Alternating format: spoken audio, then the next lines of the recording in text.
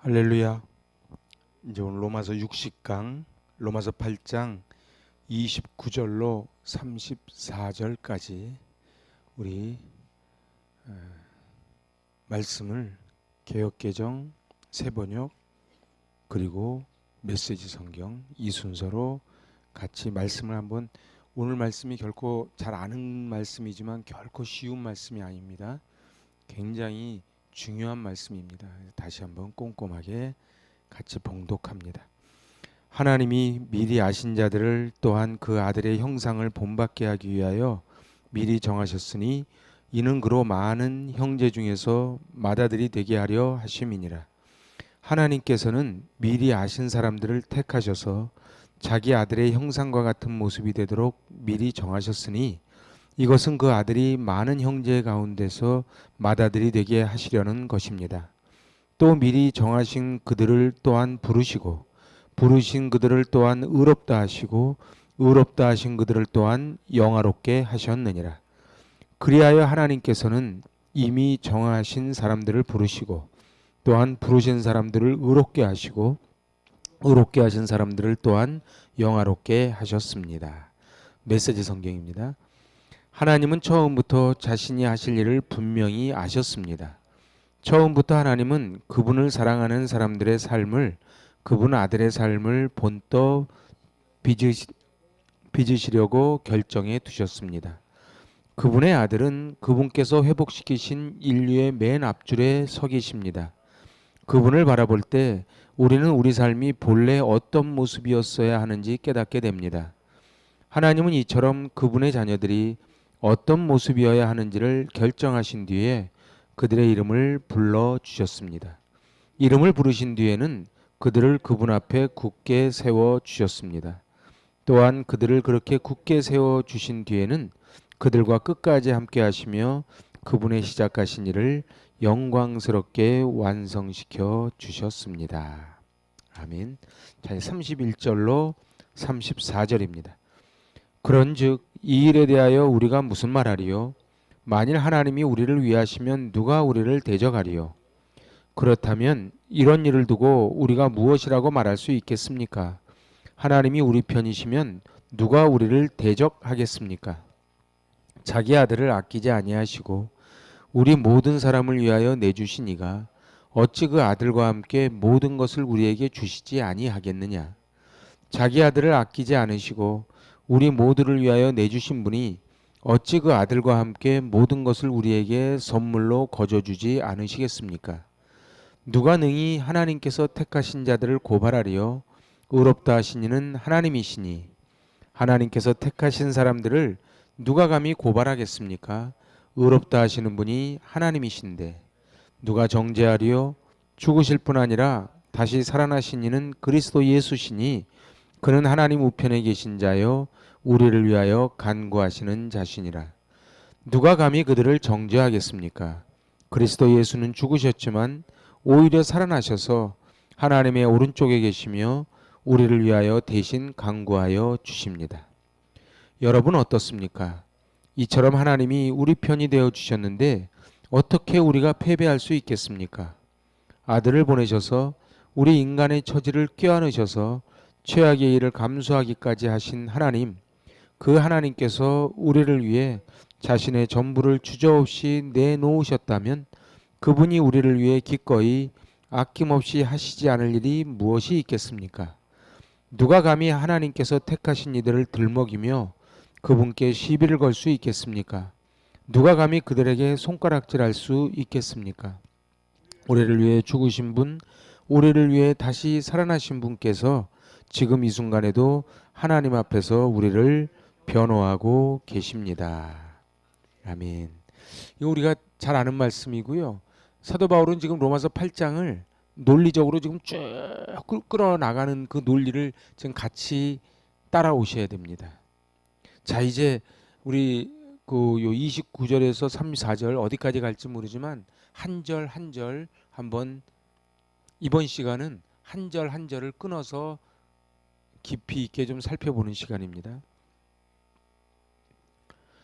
하나님께서, 그러니까 29절, 하나님이 미리 하신 자들을 또한 그 아들의 형상을 본받게 하기 위하여 미리 정하셨으니. 요까지 한번 끊어볼게요. 응? 29절 중에 전반부 같이 읽어봐요. 하나님이 미리 아신 자들을 또한 그 아들의 형상을 본받게 하기 위하여 미리 정하셨으니. 이걸 원문대로 그대로 번역을 하면요. 왜냐하면이 들어가는 거예요. 왜냐하면 그분이 미리 아신 자들을 또한 예정하셨기 때문입니다. 그러니까 왜냐하면, 그러니까 그 앞에 28절이 들어가야 되는 거예요. 그죠?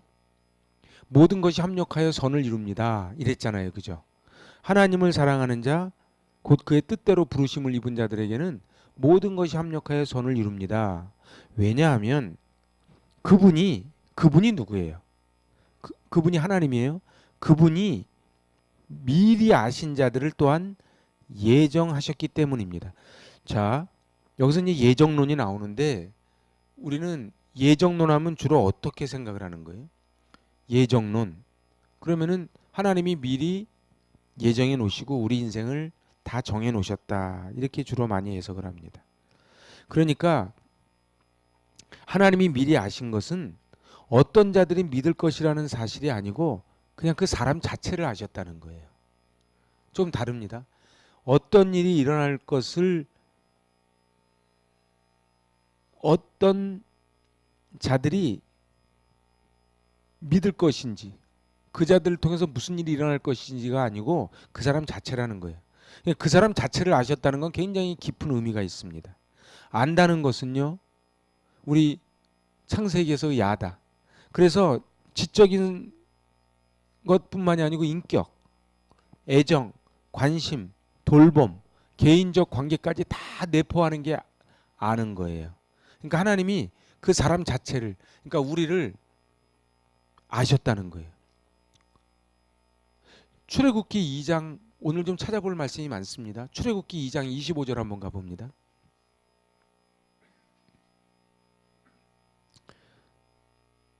같이 봉독합니다. 하나님이 이스라엘 자손을 돌보셨고 하나님이 그들을 기억하셨더라. 응? 출애굽기 같이 한번 읽어봐요. 하나님이 이스라엘 자손을 돌보셨고 하나님이 그들을 기억하셨더라. 근데 그들을 기억했다는 게 뭐예요? 그 자체, 그 사람, 야다. 그러니까는 지정의, 애정, 관심, 돌봄 다 포함된 말이 지금 하나님이 기억했다는 말이에요. 하나님이 미리 아신 자들과 하나님이 미리 사랑하신 자들이 같은 의미예요. 그러니까 여기서 하나님이 미리 아신 자들을, 이 말은 다른 말로 뭐라고 대처가 돼요? 하나님이 미리 사랑하신 자들, 자격이 있는데 아니요. 자격이 없는데 미리 사랑하기로 작정한 자들. 그러니까 누군가를 구원하시기로 작정한 하나님의 예정의 기초는 오직 사랑이에요. 그래서요, 모든 것은 다 사랑으로 출발합니다. 보세요. 예정론은요, 우리의 그 자체를 갖다가 미리 아셨다 그러는데 그 자체 속에 가장 근저에 깔려 있는 게 뭐예요? 사랑이에요. 그래서 그 아들의 형상을 본받게 하기 위하여, 이 본받게 하기 위하여, 이 말은요 두 단어가 합해져 있는 단어거든요. 우리 영어로 말하면 with예요. 쉰, 모르테가 쉐입이에요. 그러니까 쉰 모르테. 그러니까 형체 모양과 함께.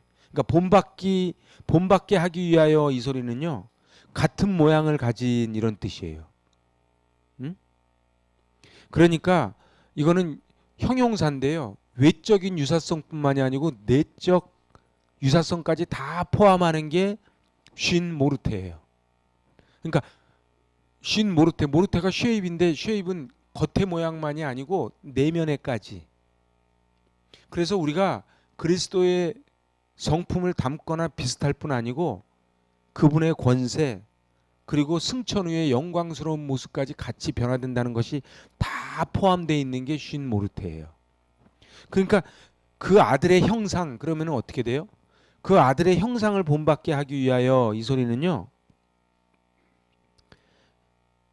예수님과 같은 인성, 예수님과 같은 부활, 승천, 승천 후의 모습, 그리고 예수님 이 땅에서 사역하실 때의 권세, 이것까지 다 포함된 거예요. 하나님이 미리 사랑하셨어, 우리를요. 사랑하신 거는 아들의 형상을 본받게 하기 위하여. 아, 결국은 우리를 사랑하신 가장 마지막 꼬린 지점 목적이 뭐라고요? 바로 예수 그리스도와 하나가 되는 거예요. 그러니까 위드가 되는 거죠. 그죠? 근데 이 여기 속에는 외적인 것뿐만이 아니고 내적인 것까지 다 포함되어 있고, 마지막에 승천, 권세, 그리고 승천 후 모습까지 다 포함되어 있는 단어가 바로 쉰 모르테예요. 그러니까 여기 29절을 다시 읽어보면요, 하나님이 미리 사랑하는 자들은 그 예수 그리스도의 with shape, 쉰 모르테, 외적인 것뿐만이 아니고 내면의 예수님의 사역, 예수님의 권세, 승천 후의 모습까지, 그러니까는 부활 후의 영광스러운 모습, 그 동일한 영광까지를 다 포함하는 말이 그 아들의 형상이에요. 우리가 지금 생각하는 것보다 조금 더 어마어마한 얘기죠. 그래서 하나님께서 이거를 위해서 우리를 미리 정하셨다는 거예요. 그러니까 우리를 정하신 목적이 뭐라고요? 정하신 목적은, 정하신 이유는 사랑이고, 정하신 목적은 예수 그리스도의 쉰 모르테, 예수님의 이 땅에서의 삶, 성품, 권세, 승천 후의 영광까지 다 포함하는 것을 갖게 하기 위하여. 본받는다 그러면 우리는 그냥 이 본받는데, 사실 원어적으로는 하나가 되는 거예요. 네? 화학적으로. 그래서 이제 맨 마지막, 이는 그로 많은 형제 중에서 맏아들이 되게 하려 하심이니라. 여기서 이는이 전치사 에이스예요. 전치사가 들어가요. 에이스. 보세요. 여기서 맏아들은요, 제일 어른이라는 뜻이에요. 시간적으로. 또 제일 으뜸이 된다는 뜻이에요. 그 그리스도의 우선권과 우월성을 나타내요. 자, 그러니까 이는 그로 많은 형제 중에서 맏아들이 되게 하려 하심이니라 그랬잖아요. 응? 우리 골로새서 1장 15절 한번 가보실래요? 골로새서 1장 15절.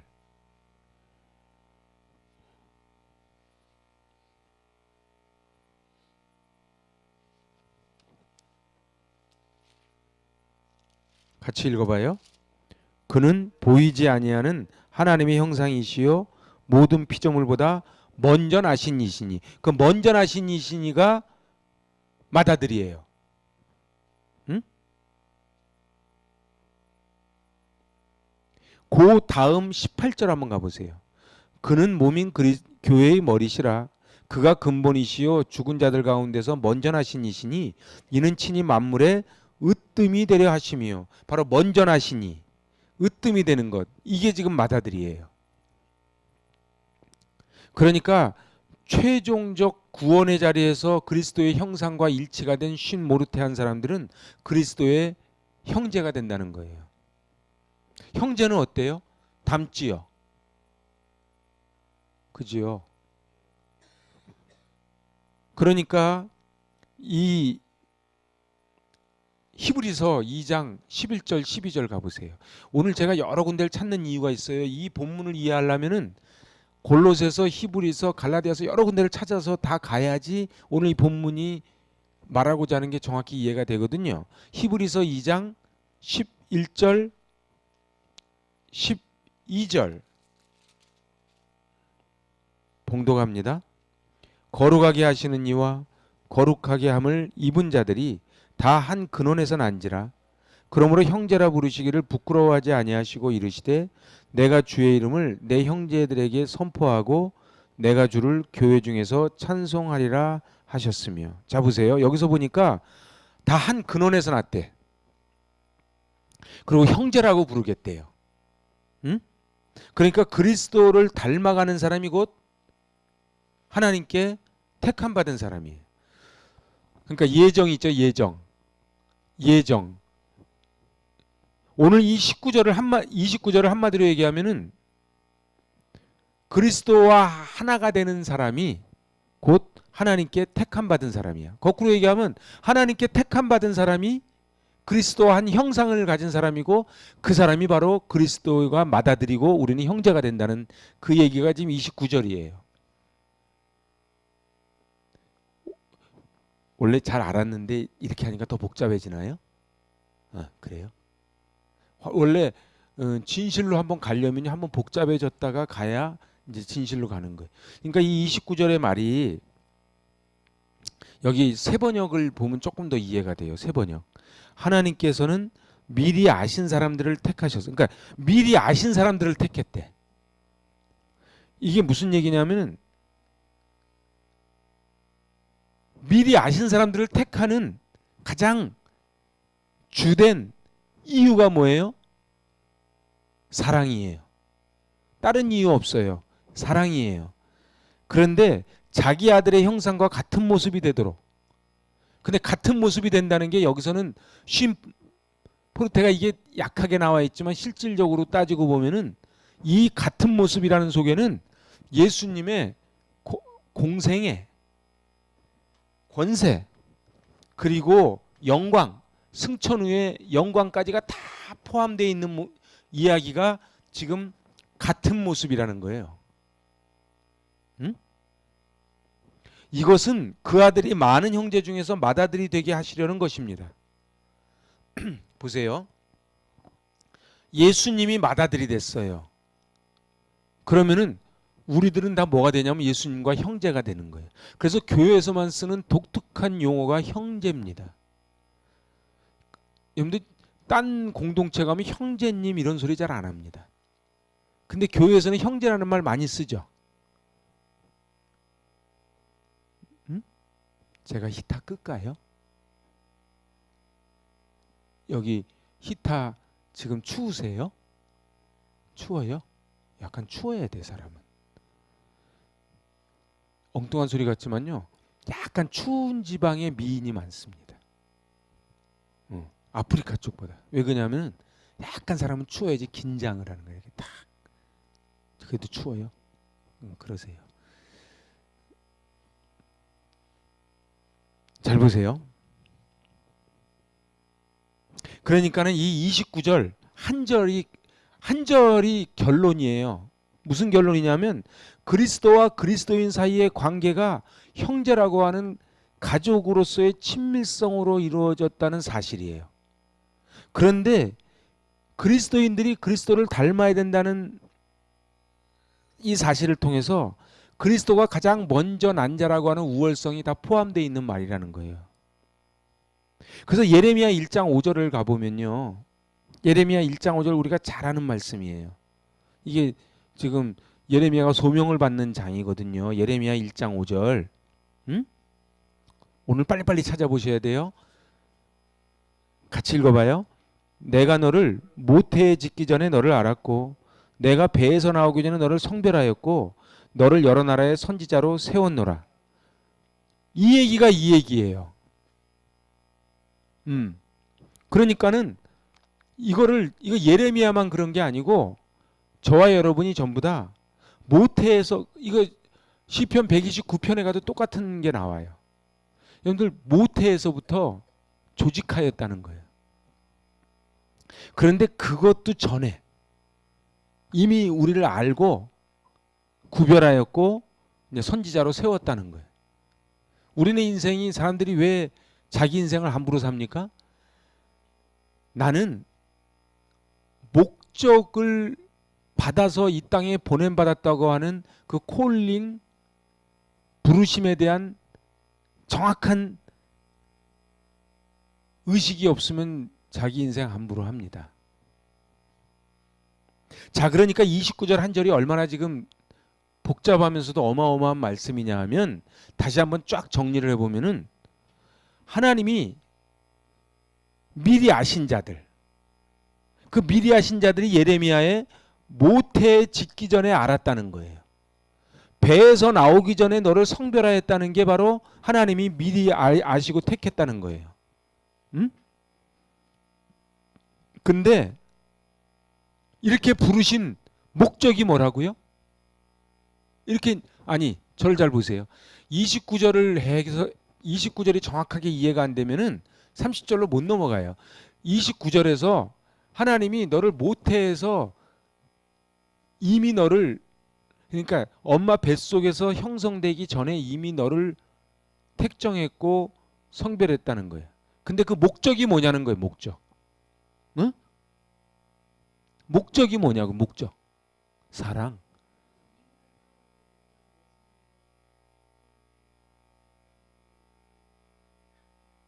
이 노트 봐가면서도 힘드니까 이 제가 볼 때는 가만있어요.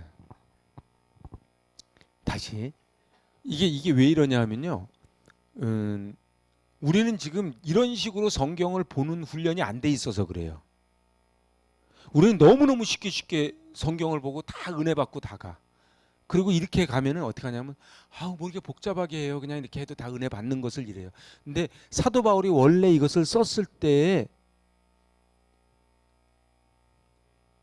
그 마음으로 돌아가지 않으면 이 로마서 8장을 뭐 성경에 다이아몬드를 했는데 아니 아프리카 사람한테 물방울 다이아 줘봐요. 공기놀이 하지. 그러니까 뭐 로마서 8장이면 성경에 다이아몬드라고 아무리 얘기하면 뭐해. 왜 다이아몬드인데 그러면 말을 못 하잖아.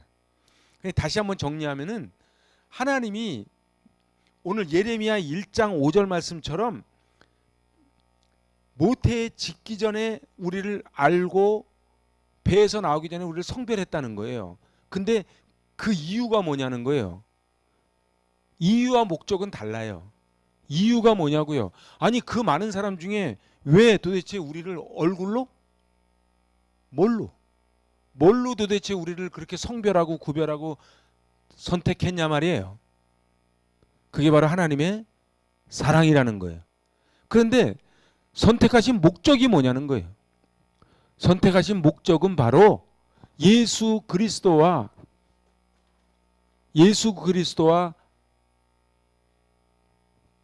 그냥 닮는 정도가 아니고, 그죠?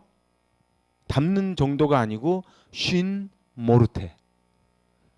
그러니까 여기서 외면적 유사성만 아니고 내면적 유사성. 그러니까 예수님의 성품, 예수님의 권세, 그리고 예수님의 고난, 예수님의 영광까지를 모두 다 닮은 한 형제, 붕어빵을 되게 하려고. 그래서 나중에 나오면은 여기서 나중에 뭐가 나와요? 나중에 칭의, 성화, 영화가 나오는 거예요. 응? 자, 그러니까 이게 성도의 구원은 전적으로 하나님의 주권적 사역의 열매라는 거예요. 이게 결론이에요. 29절의 결론. 그러니까요. 보세요. 우리가 구원받은 것은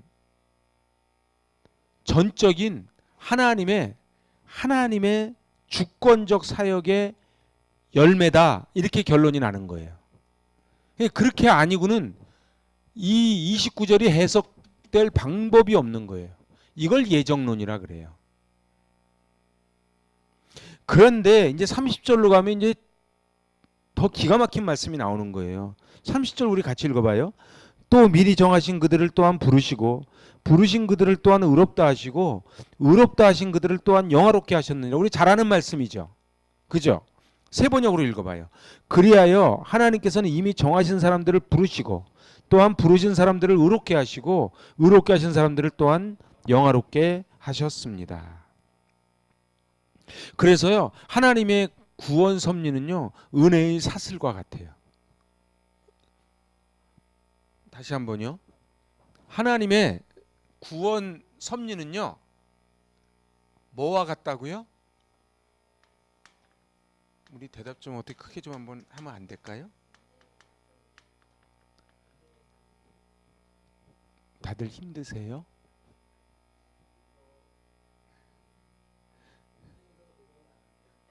저기 그러니까는 여기 오기 전에 저 이우재 집사님이 잘하셔야 되는 거야. 예. 잘 보세요. 여기 이 은혜의 사슬이라 그랬어요. 제가 은혜의 사슬. 은혜의 사슬이라는 말을 주목해야 돼요. 그러니까 이 하나님의 구원 섭리 있잖아요. 예? 하나님의 구원 섭리는 은혜의 사슬과 같아.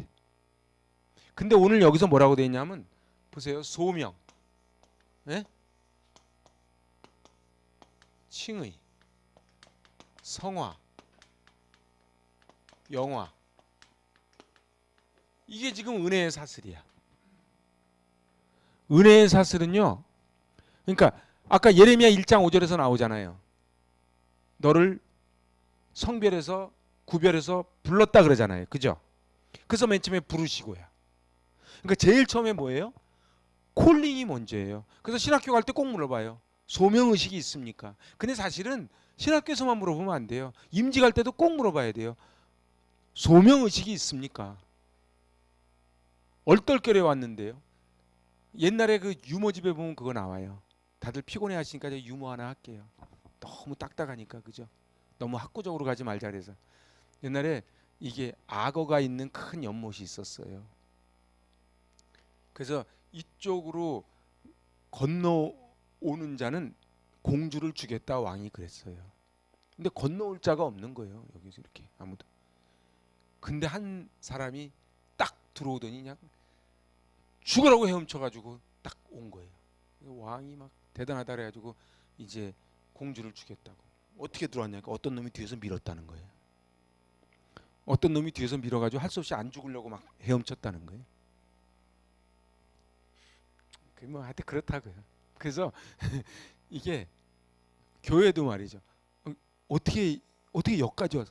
아 글쎄 안 하려고 했는데 어떻게 하다 보니까 막 떠밀려가지고 여기까지 왔다고 이제. 그러면 그 악어 숲에서 헤엄친 사람하고 똑같은 거예요.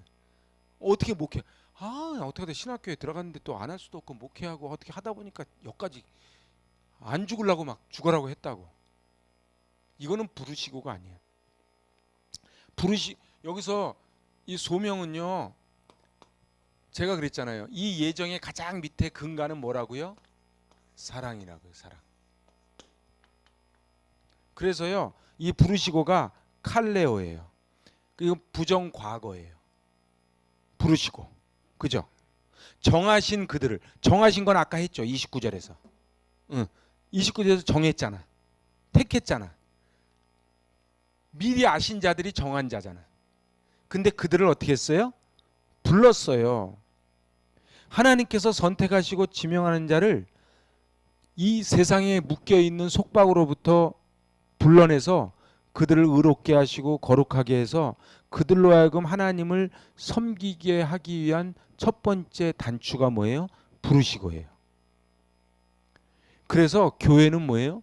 그 부름을 받은 자들의 모임이에요. 그러니까 에클레시아라 그러잖아요. 교회 할 때. 그런데 이 고린도전서 1장 24절을 한번 가보세요. 고린도전서 1장 24절.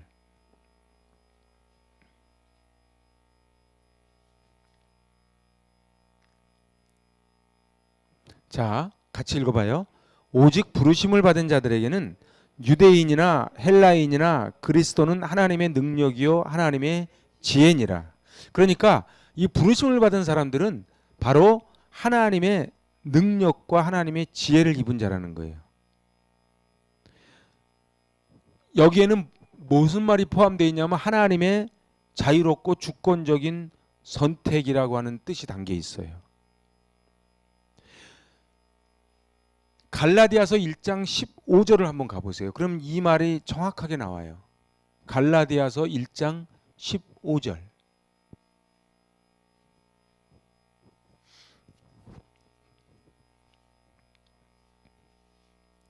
같이 읽어봐요. 그러나 내 어머니의 태로부터 나를 택정하시고 그의 은혜로 나를 부르시니가. 자, 그러니까 나를 택정하시고 엄마 뱃속에서부터 나를 택정하시고 그 은혜로 나를 부르시니가. 그때 이 부르시고 칼레오가 또 나오는 거예요. 응? 그러니까 이 불렀다고 하는 말은 이 소명은요, 구원의 첫 단계예요. 그죠? 영화는요, 구원의 마지막 단계예요. 그래서 이거를 은혜의 사슬이라 그랬어요. 그러니까 은혜의 사슬은요, 소명, 칭의, 성화, 영화예요. 근데 오늘 30절에는 소명, 칭의, 영화만 나와요. 그렇지만 칭의와 영화 사이에는 반드시 성화가 있어요. satisfaction. 자, 그래서 소명은 구원의 첫 단계고요. 영화는 구원의 마지막 단계. 그러니까 구원의 마지막 단계는 뭐예요? 하늘나라에 가는 거예요. 하늘나라 가서 저 가나안 땅에서 하나님의 우편에서 영광을 누리는 거예요. 그게 바로 29절에 말한 그 아들의 형상을 본받는 거예요. 그러니까 그 아들의 형상을 본받는 맨 마지막 완성 단계가 뭐예요? 영화지. 그죠? 자, 그러니까 첫 번째 부르시고는 하나님이 이 땅에 속박으로 묶여있던 자들을 의롭게 하시고 거룩하게 하시려고 하나님께서 택하여 불러내신 거예요. 그래서 불러낸 자니까 이게 에클레시아가 되는 거예요. 그런 사람들이 모인 곳이 교회여야 되는 거예요. 그럼 이제 두 번째는 의롭다 하시고가 나오잖아요. 그죠? 이제 부른 자들을 이번에는 의롭다 그래요. 여기에서 공의라는 말이 나와요. 디카이오. 이것도 부정과거 시제. 헬라어는요, 독특한 문법이 하나 있는데요. 절대로 변할 수 없는 불변의 진리를 말할 때 과거 시제로 말해요. 그렇지만 우리는 과거 그러면 어때요? 과거에 일어난 일이잖아요. 헬라어에서는요, 이 과거는요, 그 과거로부터 진행돼서 현재 이 시간에도 벌어지고 있는 일이에요. 그러니까 영어로 말하면 뭐 현재 완료 비슷할까 그래요. 그래서 하나님의 의와 죄인들에 대한 하나님의 칭의예요. 그러니까 부르신 자들을 무죄하다고 선언하는 게 의롭다 하시는 거예요. 제가 그랬잖아요. 의롭다 하는 거는요, 무죄라고 하나님이 그냥 선고해 주시는 거예요. 그렇게 인정해 주시는 거예요. 그래서요, 이게 가장 큰 선물이에요. 우리 그 로마서 그 앞에 3장, 우리 앞에 봤던 로마서 3장 22, 23, 24절 한번 봅시다. 보세요. 로마서 3장 22, 23, 24 같이 읽어봐요. 곧 예수 그리스도를 믿음으로 말미암아 모든 믿는 자에게 미치는 하나님의 의인이 차별이 없느니라. 모든 사람이 죄를 범하였음에 하나님의 영광에 이르지 못하더니 그리스도 예수 안에 있는 속량으로 말미암아 하나님의 은혜로 값없이 의롭다 하심을 얻는 자 되었느니라. 이게 하나님의 의인데 차별이 없다는 거예요. 세상에는 의인이 하나도 없는데 하나님은 자기가 부른 자들을 의롭다고 그냥 인정하시는 거예요. 잘 보세요. 그러니까 부르셨어요. 그런데 칭의는 뭐예요? 그냥 의롭다고 해주신 거예요. 일방적으로. 그래서요. 그래서 이거를 에베소서 2장 8절에서 뭐라 그래요? 너희가 구원을 받았는데 이건 너희에게서 난 것이 아니야 하나님의 선물이라.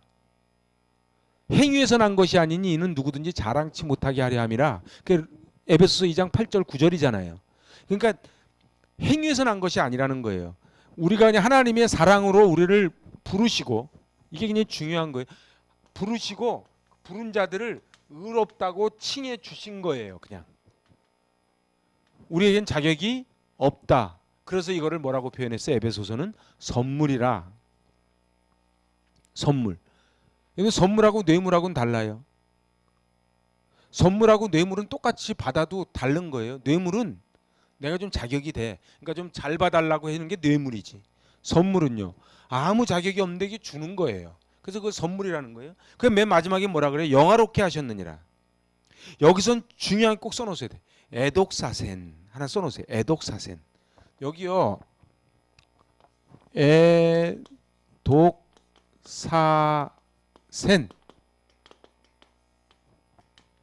애독사센이라는 개념이 이제 중요한데 이것도 부정과거 시제예요.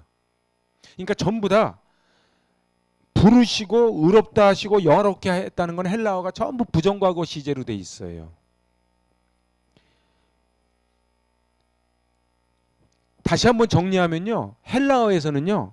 미래의 사건이지만 너무도 필연적이고 확실한 사건일 때 부정과거 시제를 써요. 그러니까 영어 개념하고는 좀 다르기 때문에 정확하게 해야 돼요. 과거에 그러면 부르시고 의롭다 하시고 영화롭게 하신 건가가 아니고 왜 그럼 부정과거 시제를 썼는가? 앞으로 벌어질 미래의 사건, 지금과 미래의 사건이지만 너무도 명확하고 필연적으로 일어나는 사건일 때 그걸 부정과거 시제를 쓴다는 거예요. 아직 우리에겐 가시적으로 나타나지 않았지만 하나님은 이미 계획 속에 이미 완료가 된 거야. 반드시 그렇게 할 거를 명확하게 보여주는 게 바로 부정과거 시제란을 썼다는 거예요.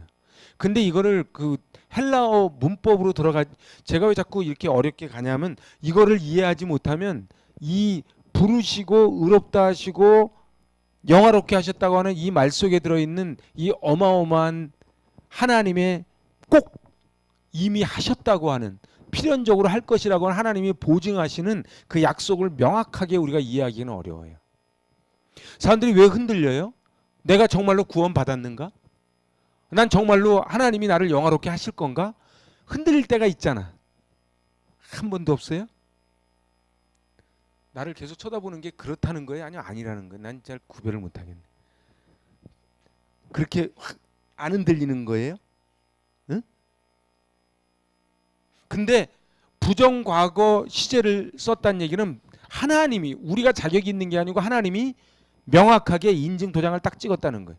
우리가 어떤 상황에 처하든지 간에 우리를 압박하는 고난의 무게가 어떠하든지 간에 우리를 위한 그분의 크고 위대한 계획과 목적이 확실하게 도장을 꽝 찍은 거니까 우리는 지금 당하는 고난이 장차 다가올 영광과 좋게 비교할 수 없다고 얘기를 하는 거예요. 하나님의 계획 속에 이미 완료된 에독사센. 우리의 최종 구원의 마지막은 뭐예요? 에독사센이에요. 그래서 이 에독사센은 세상 사람들이 누리는 것과는 결코 비교할 수 없는 하나님의 계획 속에 이미 완료가 됐어. 이미 확정이 됐어. 반드시 그렇게 할 거를 명확하게 보여주는 단어가 바로 에독사센이고 이게 바로 부정 과거 시제를 썼다 이런 얘기예요. 이건 헬라어에만 있는 독특한 문법이기 때문에 이걸 갖다가 제가 설명하는 이유는 이거를 이해하고 이 본문에 들어가야 요동치 않는다고. 그러니까 이 30절을 다시 한번 읽어보면요. 세 번역으로 그리하여 하나님께서는 이미 정하신 사람들을 부르시고 또한 부르신 사람들을 의롭게 하시고 의롭게 하신 사람들을 또한 영화롭게 하셨습니다. 과거로 얘기하잖아. 근데 보세요. 영화롭게 하는 거는 지금 일이에요? 미래 일이에요? 미래 일이잖아. 미래 일인데 번역을 뭐라고 번역했냐면 영화롭게 하셨습니다. 그럼 지금 했다는 거야? 아니라고요. 근데 하나님은 이미 하나님의 시간으로는 완료하셨다고요. 이렇게 접근하면은 조금 더 우리의 구원이 우리의 성화가 우리의 영화가 조금 더 명확하게 오지 않습니까? 이렇게 하는 목적이 뭐라고요? 예수님과 하나, 예수님과 하나 되게 하기 위해서. 이건 우리의 노력으로 되는 게 아니라는 거예요. 그래서요, 예수 믿을 때요, 내가 착해져야지. 내 예수 믿는데 참아야지. 그래서 내가 명색이 권사인데 내가 좀 참아야지 하는 거는 그건 불교식이에요. 우리는 저절로 참아지고 저절로 사랑이 막 나오는 게 원래 당연한 거란 말이에요. 응? 근데 나는 왜 안 나올까? 이제 그러면 이제 은혜를 받아야 되는 거예요, 이게. 그죠? 자, 그러면은 이제 31절로 넘어가 봅시다. 31절 같이 읽어봐요. 그런즉 이 일에 대하여 우리가 무슨 말하리요? 만일 하나님이 우리를 위하시면 누가 우리를 대적하리요? 세 번역. 그렇다면 이런 일을 두고 우리가 무엇이라고 말할 수 있겠습니까? 하나님이 우리 편이시면 누가 우리를 대적하겠습니까? 하나님이 정하시고 부르시고 의롭다 하시고 영화롭게 하셨다는 사실로부터 이제 우리가 어떤 결론을 갈 수 있겠는가가 오늘 31절이에요.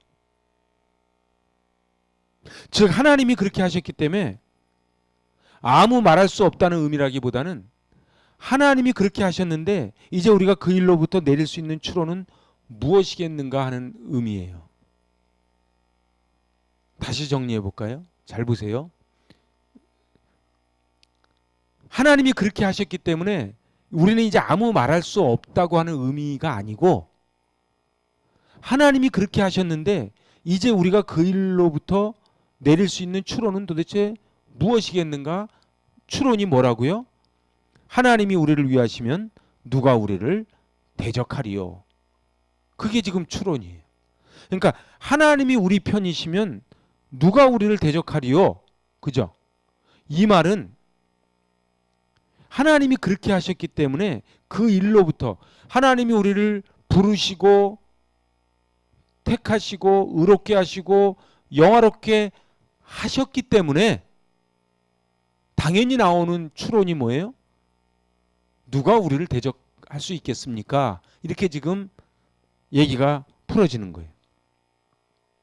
그래서요, 여기서 그 헬라어를 보면요, 그러니까 이 사도 바울은 천재입니다.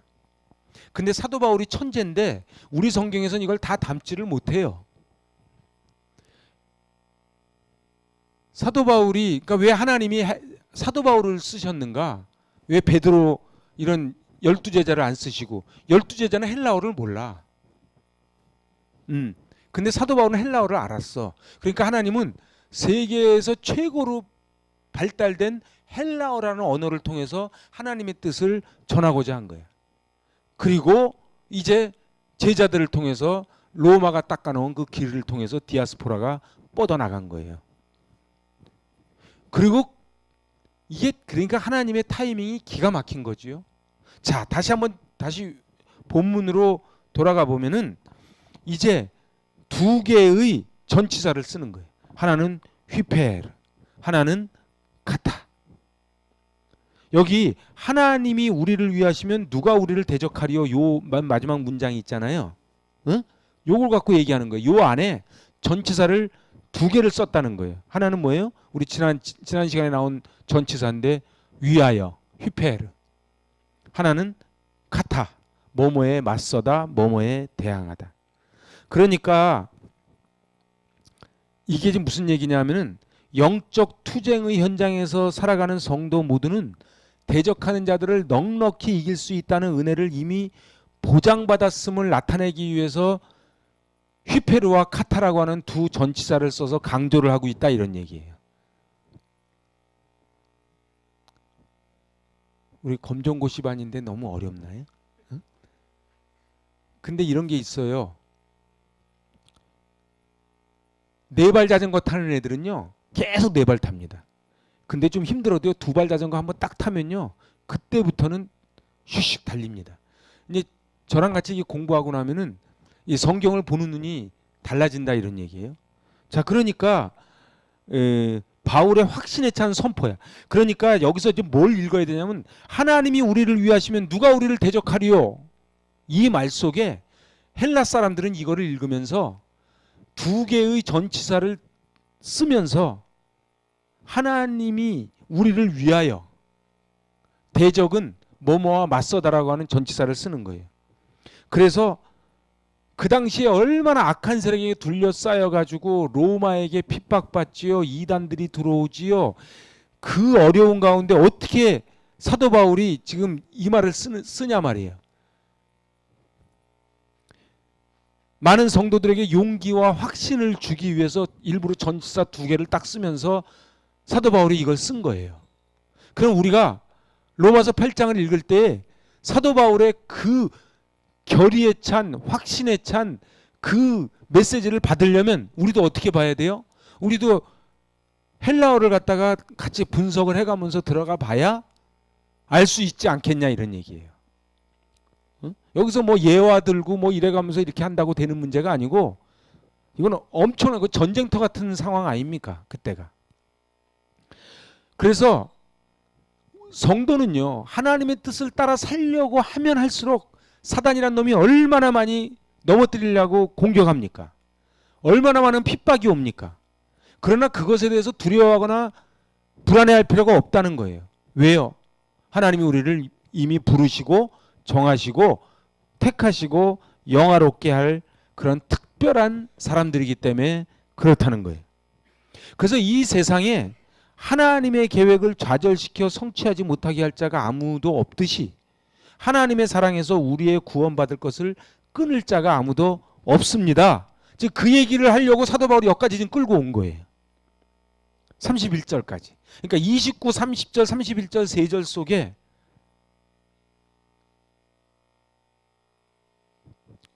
시간이 다 돼가지고, 강의 중에 최고 멋진 강의가 시간 맞추는 강의래요. 응? 그럼 잘 보세요.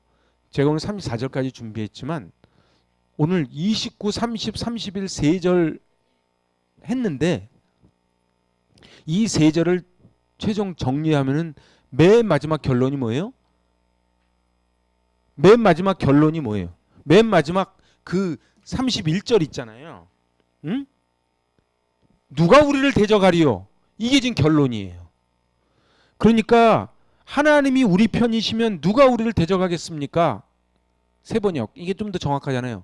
근데 하나님이 우리 편이시면 누가 우리를 대적하겠습니까? 이 결론을 내기 위해서 그 당시에 로마 교회 교인들이 얼마나 세계 초강대국 로마에서 그렇게 지내고 있는 이 성도들이 믿음을 지키는 게 얼마나 힘들었겠어요. 눈앞에 로마 황제가 신인데, 여러분들 그거 아시죠? 주여가 얼마나 목숨을 건 얘기인지. 그 당시엔 주는요, 로마 황제가 주예요. 근데 주는 그리스도시요, 여기에 이렇게 하면 죽는 거예요. 근데 그 믿음을 지키는 자들에게 29절에서 하나님이 우리를 택하시고 부르시고 의롭게 하시고 영화롭게 하셨다는 거예요. 그렇게 하나님이 우리를 부르셨는데, 그렇게 부르신 목적이 뭐라고요? 바로 예수 그리스도의 형상과 하나가 되게 하기 위해서 그렇게 불러주셨기 때문에 이제 우리가 무슨 말을 하리요? 이제 더 무슨 말이 필요가 있겠습니까? 하나님이 우리를 절대로 우리를 놓지 아니하시고 끊지 아니하시고 모든 대적을 다 막아주실 것인데, 그래서 부정 과거 시제 애독사센의 길이 있는데 우리가 무엇을 두려워하겠습니까? 막 이렇게 지금 사도 바울이 로마서를 쓰면서 막 연설을 하고 있는 거예요. 그 연설이 이렇게 같이, 이렇게 뉘앙스가 같이 와야 된단 말이에요. 여러분들 지금도 21세기를 살고 있지만 지금도 신앙생활하기 쉽지 않죠? 여러분들 신앙생활하기 쉽지 않습니다. 신앙생활을 쉽다 그러는 사람은요, 제가 볼 때 엉터리예요. 쉽지 않아요. 그런데요, 우리가 걱정할 필요가 없는 게 내가 하는 게 아니라 이 말이에요. 하나님이 우리를 모태에서 짓기 전부터 우리를 택정하시고 우리를 부르셔서 우리를 소명하시고 우리를 의롭다고 불러주셨어. 그래서 우리는 성화의 길을 가지만 이게 불교식에 내가 무릎팍 벗겨지도록 가는 게 아니고 그러면 마지막에 어떻게 해요? 예수 그리스도가 하나님의 영광 가운데 있듯이 우리도 그 아들의 형상과 같은 모습이 될 거라는 거예요. 그래서 누가 우리를 대적하리요. 비록 로마의 황제가 지금은 저렇게 세 보여도, 그래서 나중에 이제 요거 원래는 할 때 다 해야 되는데 이 32, 33, 34 내려가면 기가 막힌 말씀들이 막 쏟아져 나와요. 응? 그래서 오늘 4절만 했지만 오늘 사실은 굉장히 뭐 늘 하는 얘기지만 오늘 중요한 걸 많이 한 겁니다. 원래는 질의응답 받고 이래야 되는데 제가 기도합니다. 하나님 아버지, 우리를 정하시고 부르시고 의롭다 하시고 영화롭게 하신 하나님, 아무 자격이 없는데 이토록 저희를 불러주시고 의롭다 칭해 주시고 영화롭게 해주시니 감사합니다. 하나님, 이 땅에 사단이 굶은 사자처럼 달려들지만 하나님이 우리를 이미 책임져 주기로 약속하셨기에 저희가 담대하게 나아갑니다. 승리케 하여 주시고 이 땅에 살아가며 일일비하지 말게 하여 주시고 저천성 향하여 달려갈 수 있는 힘을 공급하여 주시옵소서. 예수님의 이름으로 기도하옵나이다. 아멘.